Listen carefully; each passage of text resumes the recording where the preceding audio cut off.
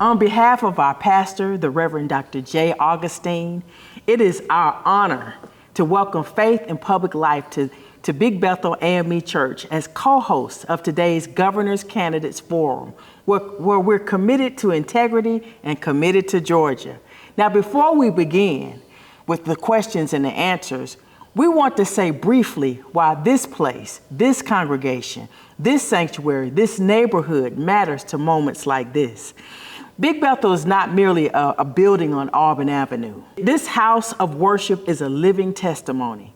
For more than a century and 3/4, our congregation has stood at the intersection of both faith and freedom. From its earliest life in the 19th century to this hour, Big Bethel has been a place where Black people gathered not only to sing and pray, but to learn, to organize, to educate, and to plan for a future of dignity for our children and our neighbors. We are rooted here in Sweet Auburn. The congregation served as the seedbed for Morris Brown College and the first school for colored children in Atlanta. And that labor of education and uplift is a natural part of our DNA. But history is not only a story to be remembered, it is a charge to act. And in recent years, this congregation and its ministries have translated worship into work. Big Bethel has turned pulpit teaching into voter registration drives, legislative education, food distributions, youth advocacy, and campaigns for environmental and economic justice. They are a work of a people who are called to do justice, to love mercy, and to walk humbly with God. That is why hosting civic forums and social action gatherings here is not a new thing for Big Bethel. It is right in keeping with our mission, and this has always been a sacred space where candidates can come and be questioned. So why have this forum here at Big Bethel? Because our tradition says that faith must be public, because moral imagination of our people demands leaders who will address housing and jobs and defend children and protect elections. Today, we call candidates to the table of accountability, and we also call the people of Georgia to come with their ballots, their consciousness, and their courage. I am Floyd Baxter, President Pro Tem of the Board of Trustees here at Big Bethel. I want to just take a few moments to highlight a few of the ministries here at Big Bethel. A few months ago, we initiated and reinstituted the idea and the ministry of providing food to those persons in our community who are desperately in need. The ministry was overwhelmingly accepted and participated by the members of our community. Our volunteers, with our partner here at Big Bethel, were just excited about having the opportunity to serve the least of those. One of the ministries now that serves the people, the least of those, is the Bethel Trinity Partnership. The partnership seeks to restore the dignity of men in our community, those who are drug dependency, those who are homeless and desperately in need for a hand up. This ministry has impacted hundreds of men within our community. After this program is completed, they're able to return to their families and serve their families first and the community and worship. And so this is just part of the highlights of the ministries here at Big Bethel, and we are delighted to have this opportunity to host this forum.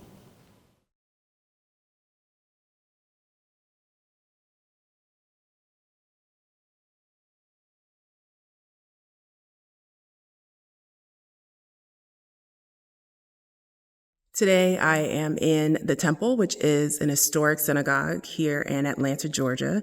Just finished meeting with Rabbi Peter Berg, talking about Faith in Public Life Action and our work and our mission to advocate for policies around the country at the state and national level that empower communities, that build belonging, and create communities and societies where everyone is able to thrive. I am so excited that we were able to have the first, and so far as I know, the only candidates conversation for the governor's race here in Georgia this year that was led by, designed by, and facilitated by a multi-faith group of leaders. This is exactly the type of work that Faith and Public Life Action is leading and supporting, because we want to help our political leaders understand their importance in society and the trust that we as citizens are placing in them if they are to be elected to office. But we also want to hear about their values. We want to hear if they have a faith tradition, how that informs their leadership. And if they don't have a faith tradition, to look for commonalities that reflect our values as people of faith. So it is an honor to be in the sanctuary here. And I am so appreciative to Rabbi Berg for allowing me to record this video here. And I'm grateful for all of you who are watching and who are working with Faith and Public Life Action to advocate for a better world. Division, corrupt politicians, a rigged economy. It's untenable. My name is Rua Roman, and I'm running for governor of Georgia because it's time for a new direction.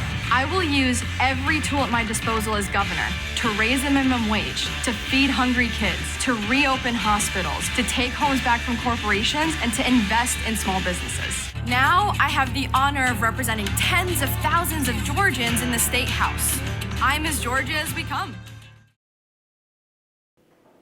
Good morning, Representative Ruan. I'm the Reverend Dr. Lara Lane White. I am the Associate Pastor here at Big Bethel A.M.E. Church. I am joined here by Vicar Dr. Kat Folk, as well as the Reverend Dave Dunn. And we're here to just ask a few questions. Well, I'm going to ask some questions. Thank you. And we thank you once again, Representative Rowan, for being here. We have a few different subjects, but one subject that's really close to my heart is food insecurity. Now, you know, Scripture instructs us to feed the hungry, to tell people of Georgia, how does your faith compel you to act on food insecurity? So what specific state policies will you advance in your first 2 years to reduce hunger, and how will you measure its success? And how does your faith influence your policies on these matters?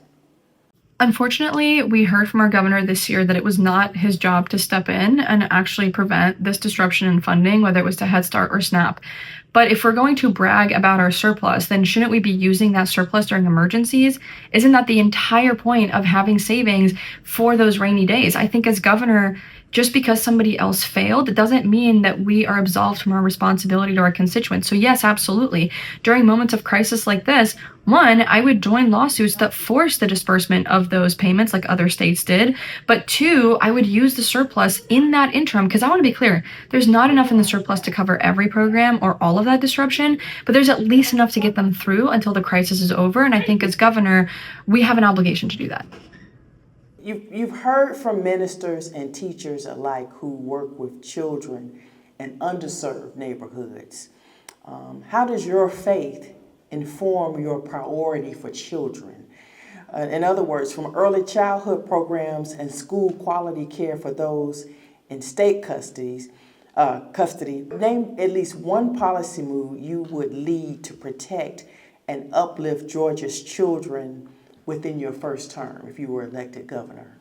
So I think, I have been doing interfaith work since I was 16 years old. And the reason is that it really showed me the power of people coming together from different backgrounds to actually make our communities better. Whether that was feeding the hungry or visiting the sick, all of the things that are commanded of us to do. Oftentimes you'll hear people invoke God's name, but often completely ignore his commands to us of caring for the least among us. And to me, this is no different. That's why I mentioned talking about how we would use a surplus to cover some of that difference in SNAP benefits and those disruptions. That's why we talk about, for example, I was really proud to support Representative Imani Barnes's efforts to include $6 million for free breakfast and lunch for kids. I actually think we should codify that into law. My commitment is that would be one of my day one pieces of legislation that we introduce on the first day as governor. And so, because we get floor leaders, so we can actually do that. And so I think it's very, very important that we remember that a hungry child can't learn. A hungry child will fall behind. A hungry child is going to act out. It's not just about putting food in their bellies, it's also about their entire future. And so I actually do think there's a reason that every faith tradition talks about feeding the hungry. And I truly believe that it is a duty upon us, especially as leaders, to do that. Thank you so much for that response. Just to shift just a little bit from food insecurity and the care for the children over to the democratic process and the democratic and the voting process in particular. Your faith forms your moral imagination about community injustice. I mean, that's everybody, right? Identify how it shapes your obligation to defend and expand the democratic participation. We've been challenged by that in the last, particularly in the last two gubernatorial elections. And specifically, what policies will you pursue to protect voter access, ensure transparent administration of elections, and build civic education in congregations and in schools? What is your position on it, and how does your faith drive that position? Unlike our current governor, I would not choose silence during difficult moments as it pertains to leadership, because the reality is when there is silence from our leaders, that's when mis and disinformation really spreads. And I think it's very important to be very clear about what is and is not true. That to me is step one. As governor, you have a huge bully pulpit. Step two is vetoing any bills that attempt to interfere with voters' ability to access their polling locations. We saw this in past election cycles where every time there was an election coming up, we would see a bill move through that would ban people from doing things like give water. It would change precinct rules. It would change even how people vote. And so I think it's very important that we maintain continuity on our elections, or else it's going to create a lot of concerns and a lot of questions about, hey, why are we changing this? Why is it happening during an election year? Things like that. Mm-hmm. And then last but not least, I would also work to actually increase funding in our budget. Right now, we do not have enough in our budget for what our election offices need. And they can be simple things like they need new batteries to be able to have backups in case the electricity goes out. We actually saw that happen during a few election cycles where the electricity went out, people had to wait for hours for it to get fixed. And so basic things like that are very low-hanging fruit that as governor I would do to, again, maintain that consistency, restore trust, and in the process show people that we take their right to vote as seriously as we want them to. Thank you so much for joining us today. We appreciate your effort, and we bid you Godspeed on your campaign. Thank you. Here's the secret they don't want us to know. It doesn't have to be this way. Everything we're seeing is a choice that is being made to put us last. The future is uncertain, but right now is the easiest time to be brave. We owe it to everyone that's come before us and everyone that'll come after us to build for a better future. Together.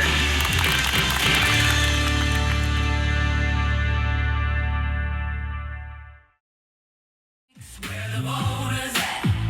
Where the voters at? Mike's hat is in the ring. He'll work for all the people. We don't need no king. Don't get discouraged. Don't give up. We got our boots on Georgia ground. We got our boots on Georgia ground. From Georgia's red clay fields, Mike is tried and true. Leadership, heart, and good old wisdom too. He will fight for you. Vote for M.I.K.E. Mike. He will fight for you. First, thank you for joining us today, taking the time to talk with us at Faith in Public Life. We have a few people here. My name is Reverend Dave Dunn. I'm the minister of the Unitarian Universalist Metro Atlanta North Congregation in Roswell, Georgia. Also, we have with us from Big Bethel, A.M.E., the associate pastor, Larry White. We have Victor Dr. Kat Folk with the First United Lutheran Church in Kennesaw.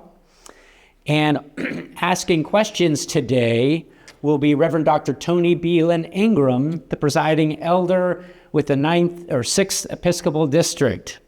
So, Dr. Beelan, please proceed. Good morning. Good to see you today. Good morning, Presiding Elder. How are you? I'm doing good, thank you. So I've got a couple of questions, a couple of four questions.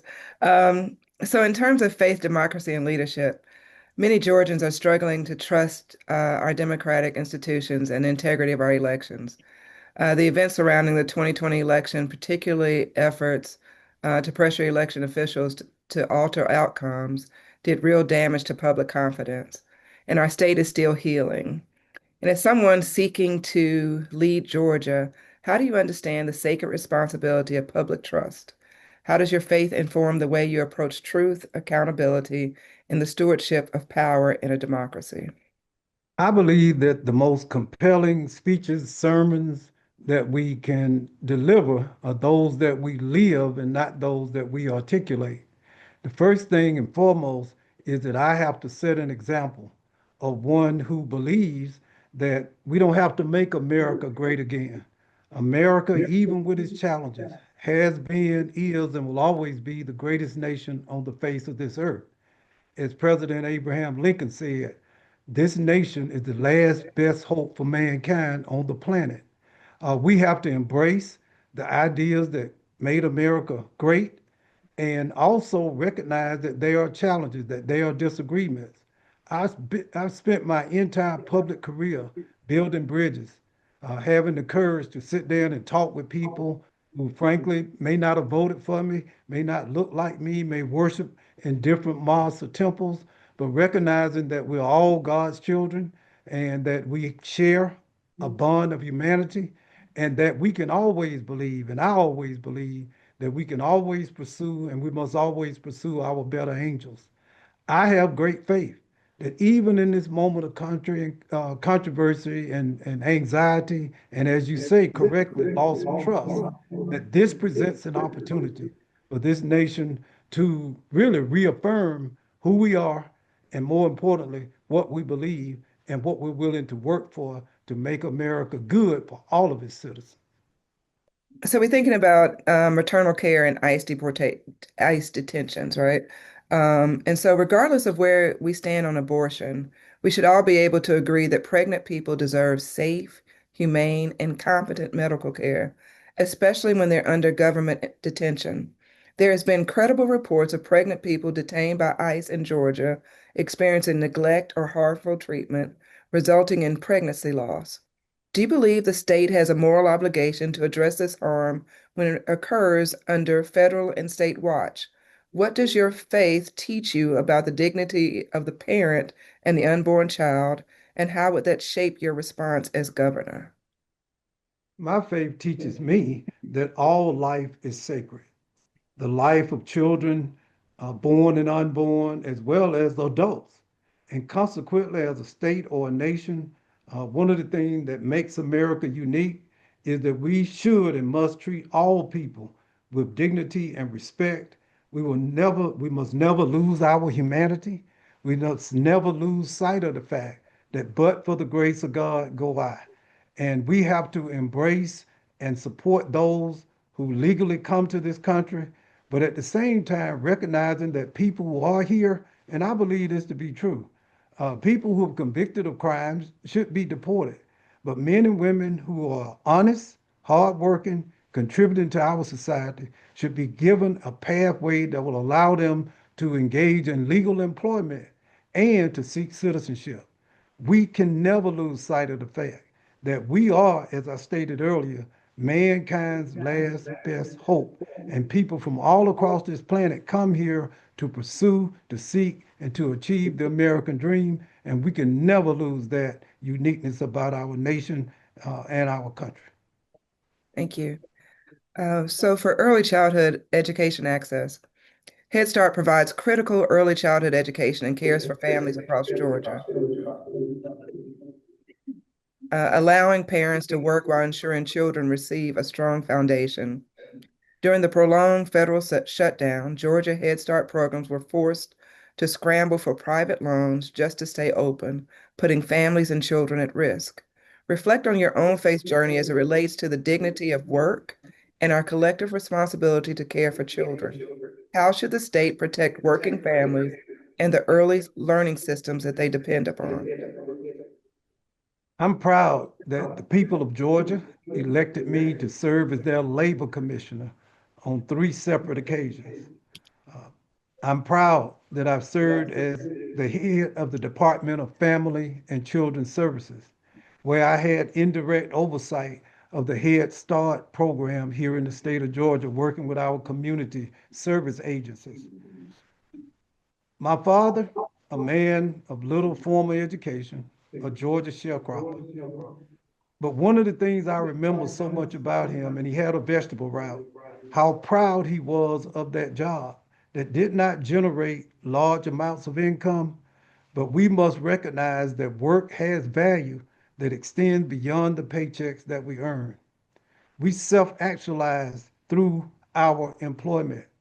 And what we have to do is to understand and create a society that respects all men and women who engage in honest labor. I'll quote myself from my years as labor commissioner. White collar, blue collar, no collar. It's not the color of the collar, but it's the green in the dollar that makes all the difference. We must show and demonstrate respect for all men and women who seek and find honest labor. We must ensure that they can earn a living wage and that they are respected by our government at the state, federal, and local level. Thank you.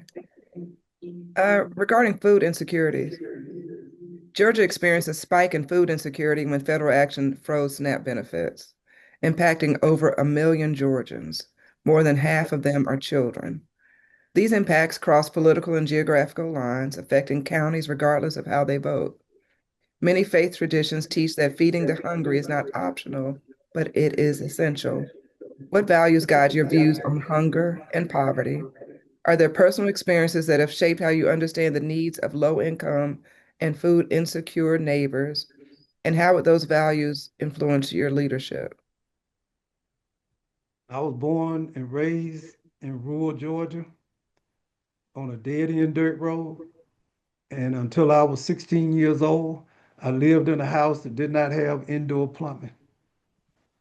I've sat at my mother's knee in welfare offices in this state.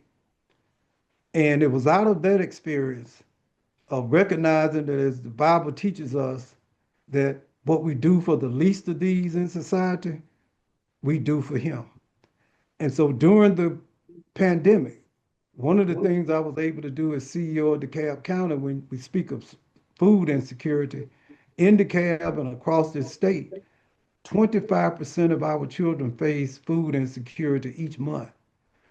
I put together a partnership between the DeKalb government and farmers in South Georgia, where we purchase straight from the fields fresh, nutritious fruits, vegetables, and produce. We work with 8 churches and community organizations here in DeKalb County. And for 4 straight years, once a month, we distributed boxes of fresh fruits and vegetables to families who were facing food insecurity, all races, all colors, all denominations. And consequently, on that 4-year period, we distributed over 175,000 boxes to families facing food insecurity. As the next governor, I will work with our faith community all across this state. I will expand the partnership that we had here in DeKalb County, where it will expand across Georgia, from Raven Gap to Tybee Light. And we will fight every day to ensure that no child in this state has to go to bed hungry at night. That's a commitment, that's a belief, and that is part of my faith journey. Thank you. And so finally, we're going to talk about Medicaid and peach care expansion. So Georgia is facing an impending healthcare crisis. Medicaid and peach care serve roughly 1 in 5 Georgians, and upcoming federal changes threaten coverage and affordability for families across our state. At the same time, marketplace insurance costs will place even more strain on working people. And as a resident of Southwest Atlanta, we have no hospitals over here. They've been cut out. As a governor, how would you respond in this moment? What is your plan to protect access to health care? And how does your faith shape your understanding of health, healing, and the government's responsibility to care for the most vulnerable? Well, I've carried around since I began this campaign a scripture from Ezekiel, and it speaks to a moment in time when God went to seek one righteous man or righteous woman who would stand in the gap at a critical moment in the history of the Jewish people. And he stated that if he just could find one righteous man, one good man, and I'll add one good woman, that he would have saved the city. Unfortunately, the scripture says, but I found not one. What my faith journey tells me is that during moments of crisis or controversy or great need, it is my God given responsibility to have the courage to go and stand in the gap, to stand up and fight. You mentioned the health service desert on the south side. I invested $20 million in A.M.E Hillendale in South DeKalb that were facing some of the same issues that were faced on the south side to protect that hospital. We invested $140 million at A.M.E Hillendale, also at Grady. As you know, DeKalb and Fulton actually own Grady's hospital. I sit down and I negotiated with Governor Kemp. And through our negotiation and advocacy with other leaders in Fulton and DeKalb, we encouraged and succeeded in getting the state of Georgia to invest another $160 million in Grady. We invested additional money in our county health department, as well as for mental health services. The one thing about politics and politicians and political seasons is defined by promises. What I ask people to do on my faith journey is not so much to listen to my promises, but to look at the work. Let the work I've done speak for me. And I believe that in this instance, although not perfect and not complete, my work shows that faith without works is dead. And it is my work that I celebrate and ask you all to consider. And it is that work that compels me. Uh, I believe, I used to tell my employees in the cab and at the school district, wake up every day and somewhere during that day, find one person you can help, that you can lighten the load or help or encourage in some way. And that's what I've been about since being a student at Payne College. I'll call up Payne College, which I'm sure you're familiar with. People help me. I went to Payne College with no money, washing dishes, but there were people along who helped me. And so my commitment in life is to pay back what others have paid for me. Well, thank you so much. We appreciate you. Well, that is our final question. And so thank you, Dr. Beelan, for giving us those questions. And thank you very much, Mr. Thurman, for being with us today. And we wish you the best of luck. And should you be successful in your run for governor, we look forward to partnering with you in any way we can to make Georgia a better place. I look forward to it. And I will add, if you don't mind, my background, I have a degree in philosophy and religion. My mother sent me to Payne College to become a minister. I did not get the call, but I got a calling. And that's what I've been answering to my entire life. Thank you so much. We appreciate you. Thank you. Vote for M.I.K.E. Mike. He will fight for you.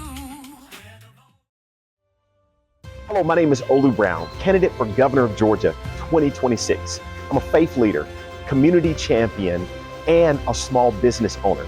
I believe it's time for Georgia to have a new face, a new voice, and most importantly, a new vision for all of Georgia.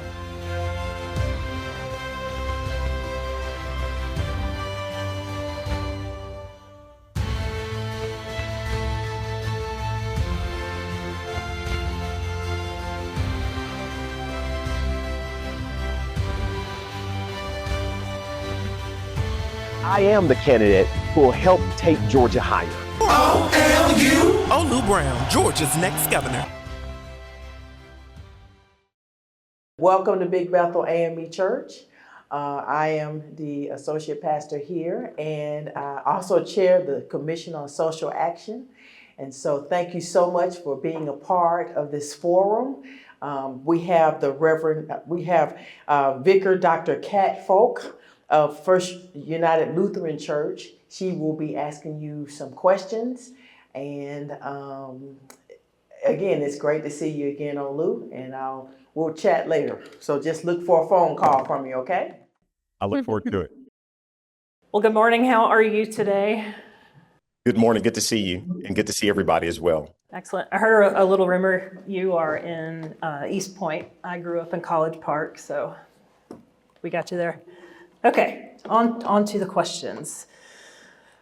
Olu, we are living in a moment when many Americans, including Georgians, have lost trust in our democratic systems, and free and fair elections are increasingly fragile.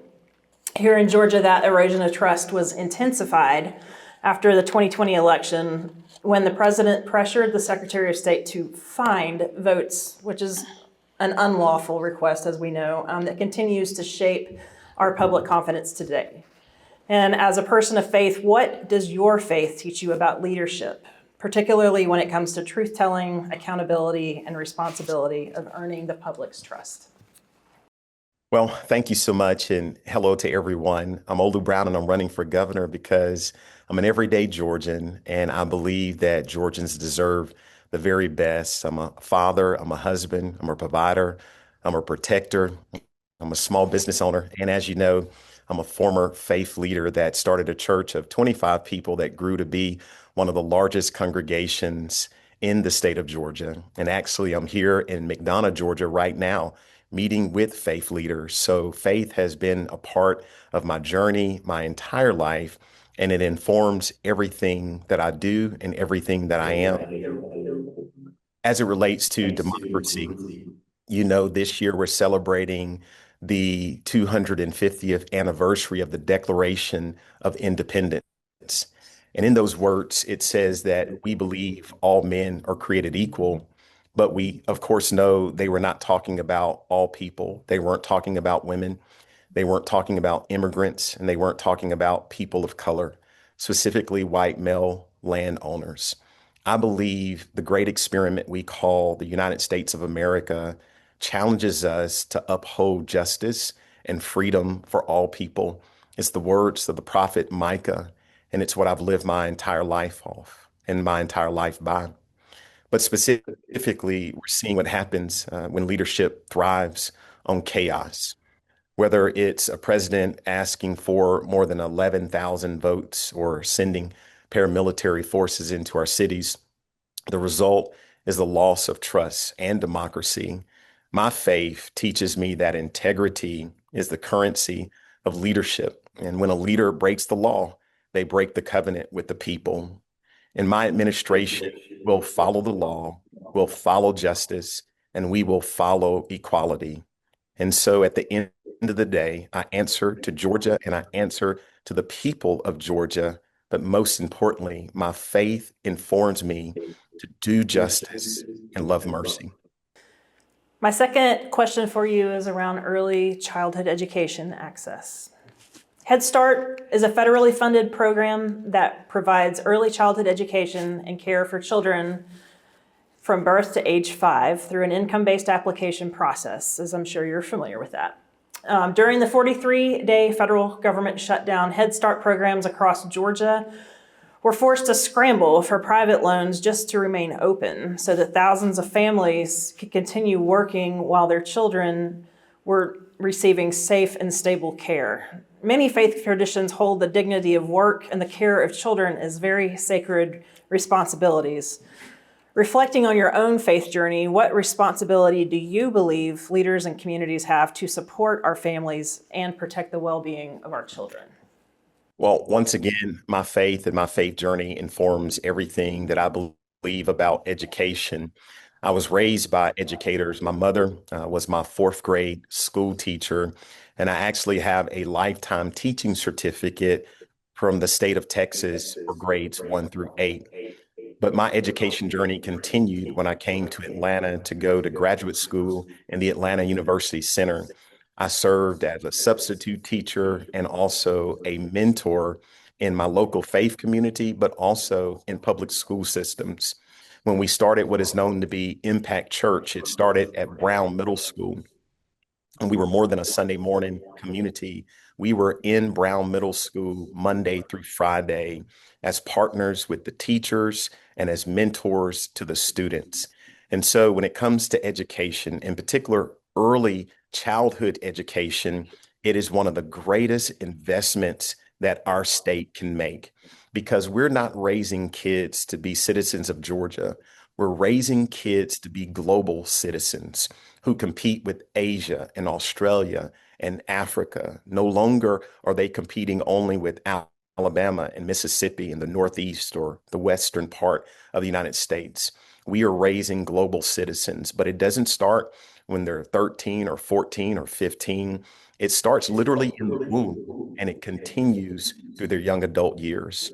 To deny a child a safe place to learn because politicians in DC are fighting, it's an immoral failure, but it's also a failure of stewardship. Georgia is blessed to be sitting on $16 billion in surplus. For the parents of those children, the shutdown was the rainy day. It's immoral to hoard cash while classrooms close. As your governor, I will create a state Head Start safety net funded by the interest on our surplus. And when Washington shuts down, Georgia will always be open for our kids and their families. Thank you. One more question for you. Last September and October, Georgia experienced a period of federally induced food security as well when the government shut down froze SNAP benefits. And this impacted our 1.41 million Georgians, more than half of whom are children, as we just spoke of. The three Georgia counties receiving the highest level of SNAP support were Clay County, Stewart County, and Crisp County, spanning both Republican and Democratic-leaning communities, reminding that hunger is not a partisan issue, but a human one. The Bible reminds us of hunger. It mentions hunger and food thousands of times, I believe over 2,000, if I'm not mistaken. So feeding the hungry, both literally and figuratively, is a core responsibility that we have. And we see this lived out through our interfaith cooperation on the ground. Could you share your position when it comes to low income and food insecure neighbors? Feeding the hungry is one of the most basic commands of our faith. And as a faith leader, it has been something I've done throughout my entire work in the local church and beyond, helping and feeding families directly. During the COVID crisis, our local church fed thousands of families throughout the state of Georgia.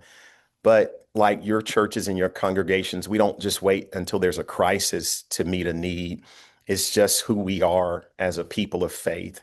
And so from budgeting as a pastor, we always made sure that we allocated resources for those who were in need, in particular, those who lack food resources. But in a state with a $16 billion surplus, hunger isn't a lack of resources, it's a lack of will. You know, when I started my ministry, it started with feeding people, but not only helping them with food, it was also clothing and it was transportation and it was rental assistance and mortgage assistance and mental health assistance.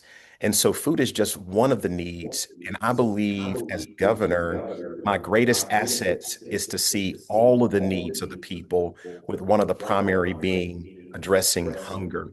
I know personally what it looks like to see a parent who is afraid that they can't feed their children. And I don't want any family to go without food in a state where there's a $16 billion surplus. We have great faith communities like the ones that are represented here in this forum. And we also have many nonprofits throughout our state who are willing and able, but you need a governor with a vision, you need a governor with compassion, and you need a governor who can logistically bring all of the leaders like those who are here in this forum together to do what you do best, and that's to meet the needs of the people. So as a governor, we'll stop hoarding the surplus, and I will use the surplus dividend to ensure our food banks and faith communities like yours are fully funded so that no child, whether it's Clay County or Stewart County, should ever starve because we're too afraid to touch the surplus that we've been blessed with as a state. Thank you so much. One last question for you.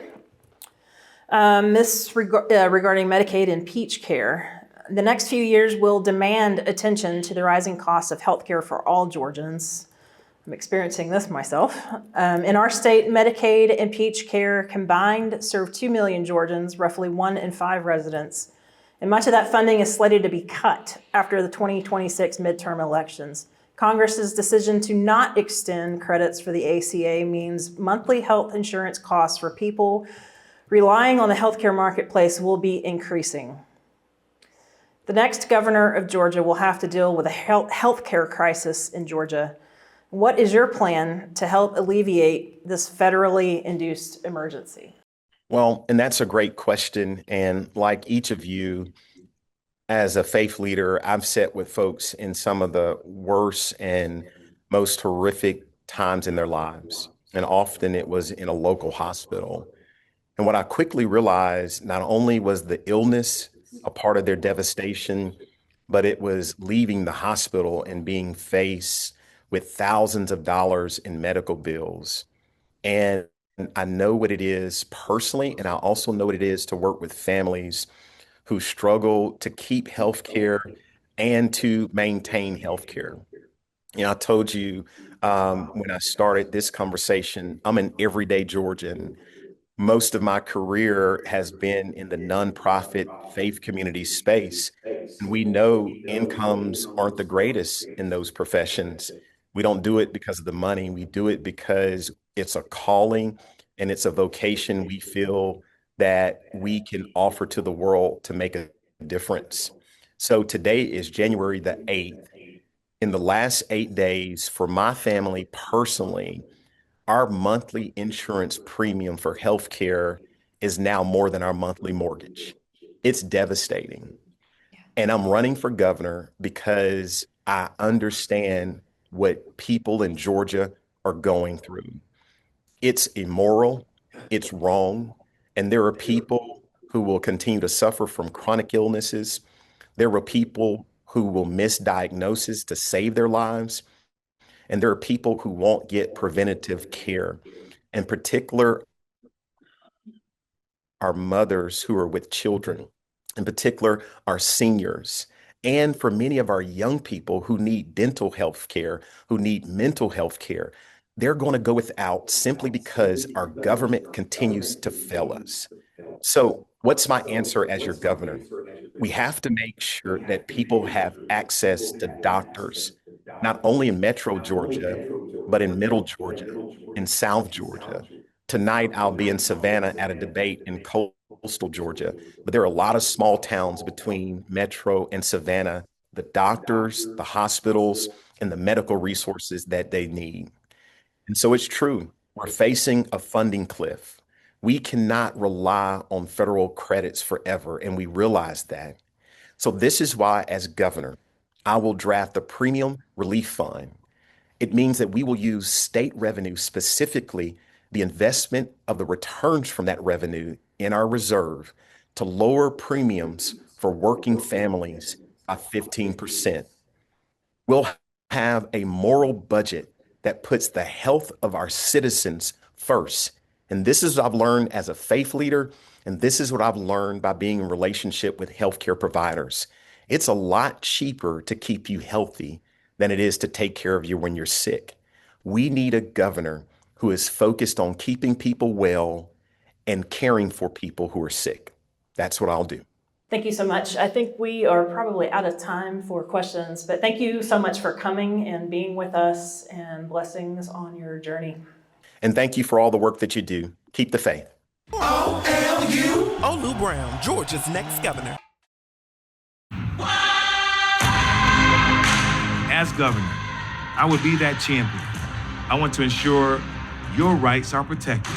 Civil rights, reproductive rights, human rights, women's rights, LGBTQ rights.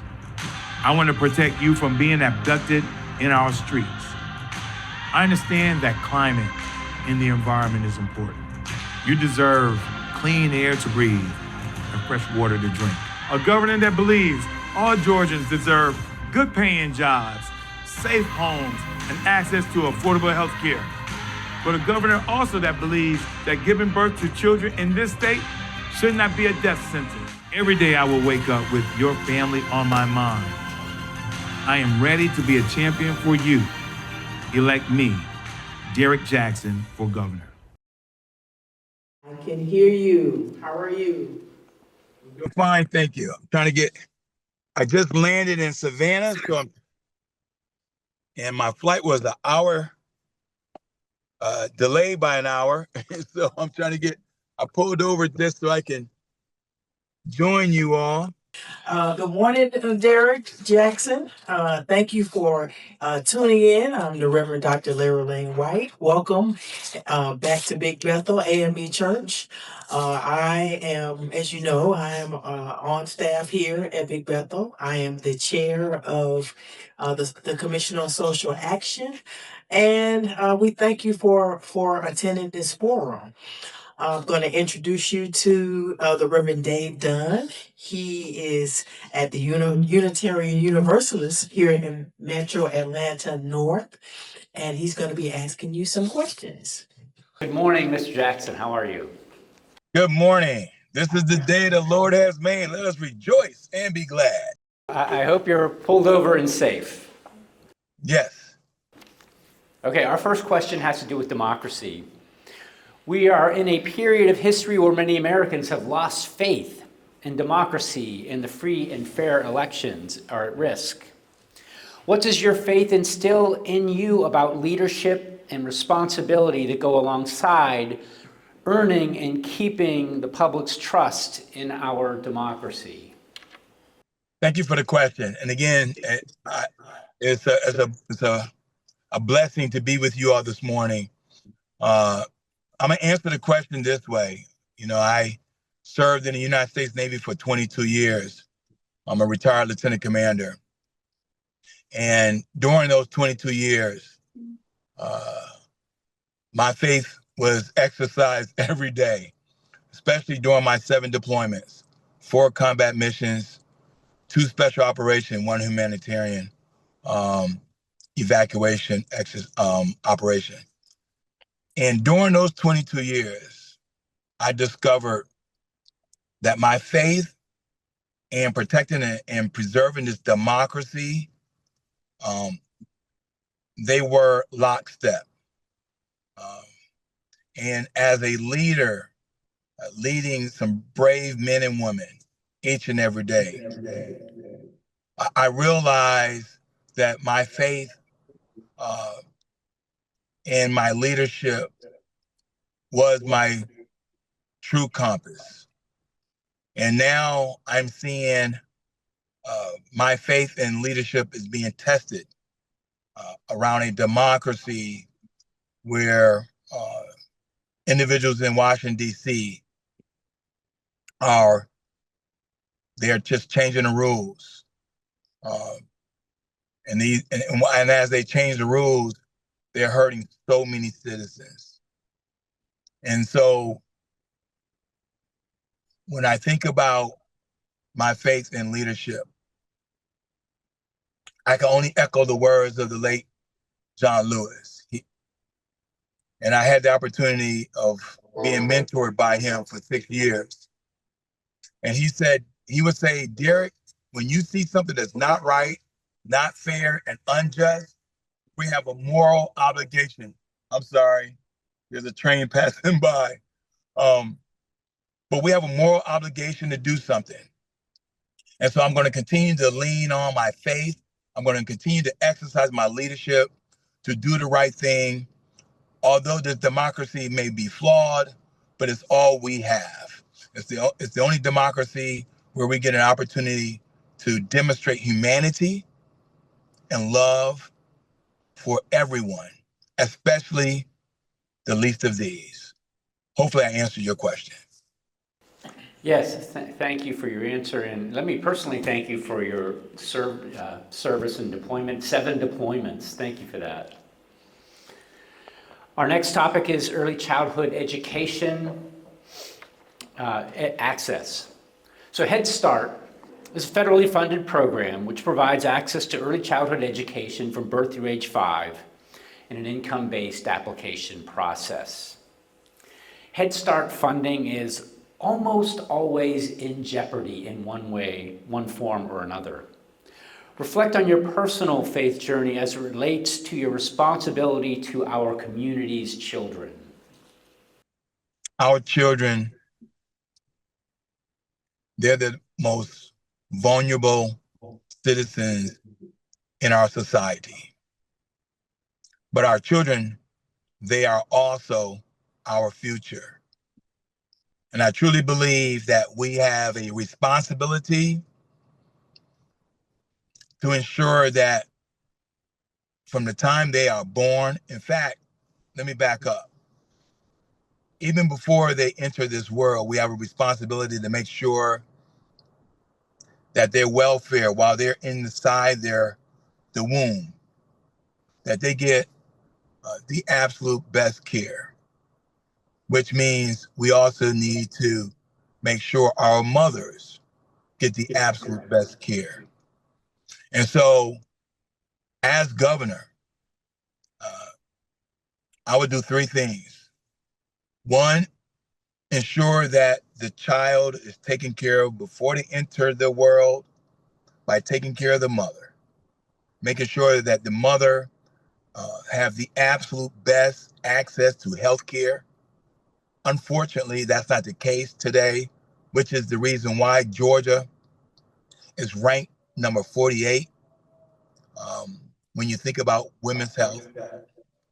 82 counties out of 159 counties, you cannot find an OBGYN. 67 counties, 67, you cannot find a pediatrician. And so the very first step as governor, I got to make sure that the mother that's sacrificing her body to bring life into this world is step number one. Step number two, when the child arrives, it's the most joyous gift that God has blessed us with, to be able to bring life into this world. And so we have a responsibility and a stewardship when that child enters the world, which is the reason why my policy was to have the child enter our public education system at the age of 2. We don't have to wait to the age of 4. We all know that our children are remarkable gifts. My wife and I, we have 7 amazing young adults. This beautiful blend of 4 daughters and 3 sons. The youngest is 20 and the oldest is 31. And my wife and I, if you get a chance to really look at our 7 amazing children, the children, they will absorb whatever information you put before them. And so why should we wait to bring them into the public education system at 4? Let's bring them into the public education at 2. You may say, Derek, why? Well, for 2 reasons. One, because our average child care in Georgia is between $1,600 to $1,700 a month. So this would give relief to families. Doesn't matter if they're married or single, but it would give relief of $1,600 to $1,700 when you can start bringing your child, this beautiful gift at the age of 2, into the school system. And then the third reason why I truly believe that we should do this is because the extra 2 years will enable us to make sure that the child will be able to have reading, literacy beyond the 3rd grade. Why am I focusing on the 3rd grade? because in the state of Georgia, if your child is not capable of meeting the literacy metrics by the third grade, they're designing a prison bed for that child. So hopefully I answered your question, but those will be the 3 steps in making sure that the child, we start to take care of them before they come into the world and after they come into the world when it comes to education. Yeah, thank you. You answered a couple of my questions, actually, and I appreciate that. My wife is a Cobb County public school teacher, 2nd grade.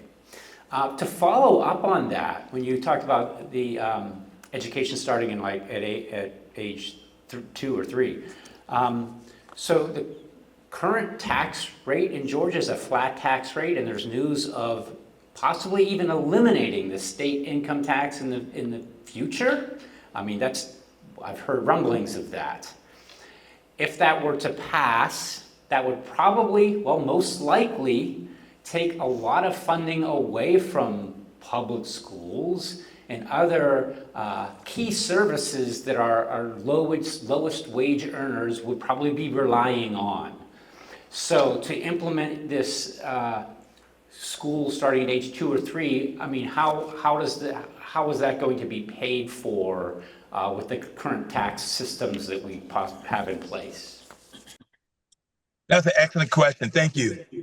So I believe that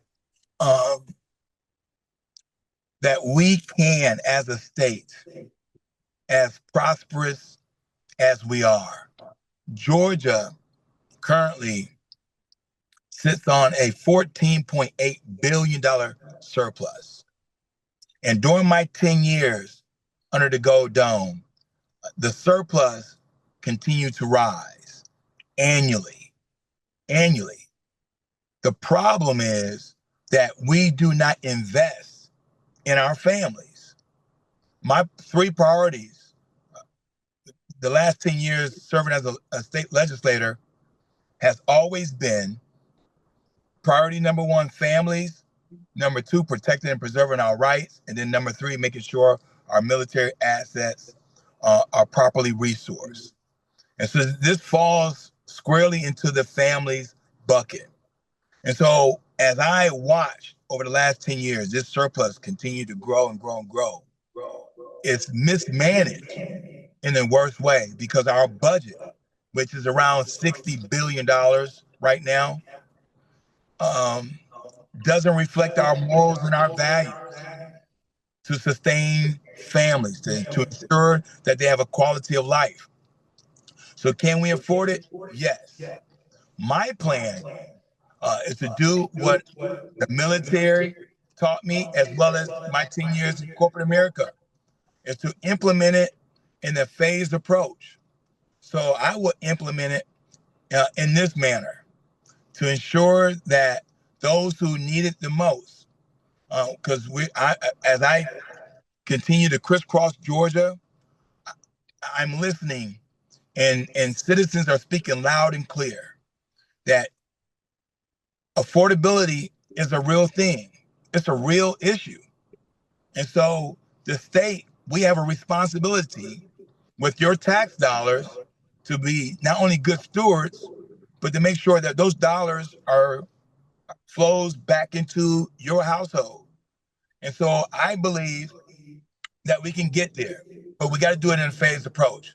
And so nurses, educators, military veterans, and those who are citizens over the age of 65, that group will be state income tax exempt first. And then every year we will test and have a conversation with the economists to make sure that we can sustain it. And if we can, we will continue to expand the Georgians to be in that position to not have to pay state taxes. Now, there are 9 other states. They've been doing this exceptionally well. And so there are other levers that we can exercise to be able to make sure that we do not experience a shortfall to the tune of about 18 to 19 billion dollars. And so when you look at that $60 billion operating budget of Georgia and how we continue to grow the surplus, again, for the sake of conversation, $15 billion, we can exercise this plan to slowly but surely move towards to become a state income tax free or no state income tax free state. And that way, our families will immediately have dollars in their pocketbooks or wallets, depending on what you carry. But those dollars would be immediately right there for them to sustain the quality of life that they demand and what they desire. But it can be done because we are a very prosperous state. Unfortunately, those dollars are not flowing back into the communities as they should.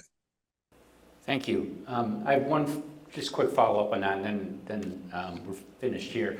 So were you saying that there are other levers to use in addition to the 18 billion surplus? What might those be, if that's what you were alluding to? Yes, sir. So great follow-up. So let me just, not to be too nerdy here. I got an MBA in economics, but both macro and micro. So one lever that we can use in the state of Georgia is sales tax. So for example, if we operate with this flat tax approach, unfortunately, the families, let's say median household income of $47,000, they're being judged against families with a $98,000 median household income. And so my plan and having conversation with economists is to do a scaled sales tax. So for example, in Buckhead, you have homes, the average home in Buckhead is about $10 million. And so the sales tax on a $10 million home should not be the same as a family that's purchasing a $300,000 home.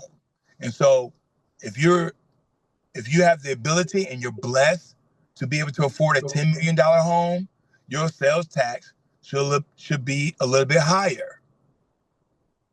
We keep grouping all families in Georgia in the same bucket. And I just think that is absolutely wrong. And so through sales tax, we can luxury items, more expensive items, we will increase the sales tax on those items.